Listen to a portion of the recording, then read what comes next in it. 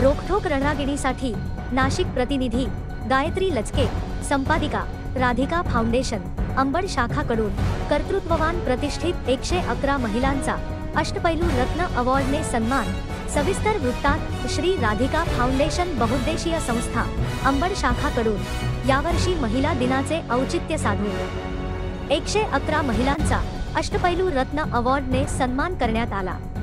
हा कार्यक्रम दिनांक 15 मार्च 2025 रोजी दुपारी 3 वाजता स्वातंत्र्यवीर सावरकर म्हणजेच क्रॉम्प्टन हॉल सावता नगर सिडको नाशिक येथे संपन्न झाला। या कार्यक्रमासाठी प्रमुख पाहुणे म्हणून पश्चिम नाशिकच्या लाडक्या आमदार सौ सीमाताई हिरे, अंबड पोलीस स्टेशनचे वरिष्ठ पोलीस निरीक्षक राकेशजी Hande, global united lifetime queen सौ नमिता कोहक, कल्पतरू हॉस्पिटलचे संचालक श्री वैभवजी महाले, तसेच मिसेस इंडिया 2024 गोवा सौ स्मिता अहिरे इत्यादी प्रतिष्ठित प्रमुख मान्यवरांची उपस्थिती होती।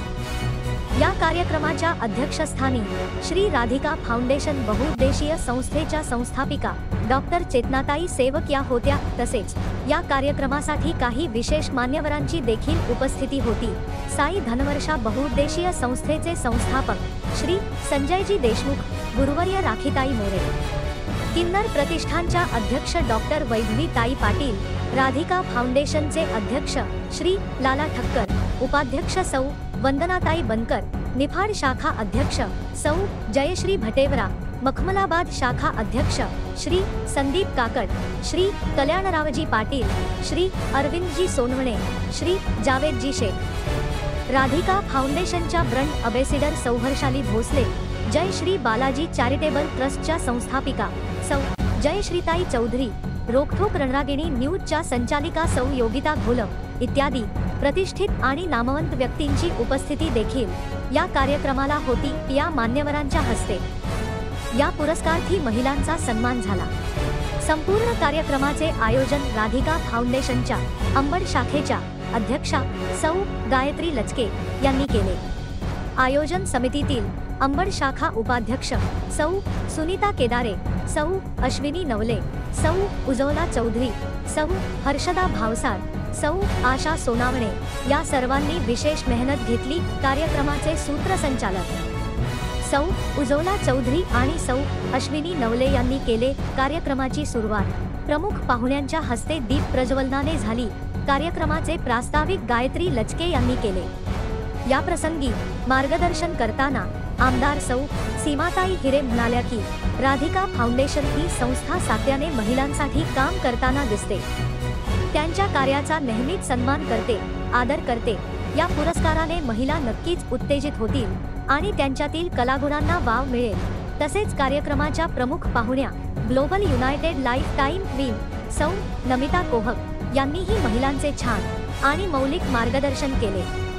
स्वतःच्या जीवनातील काही कठीण प्रसंग उपस्थित महिलांशी शेअर करून त्यांच्यातील लपलेले गुण बाहेर काढण्यासाठी प्रयत्न केले।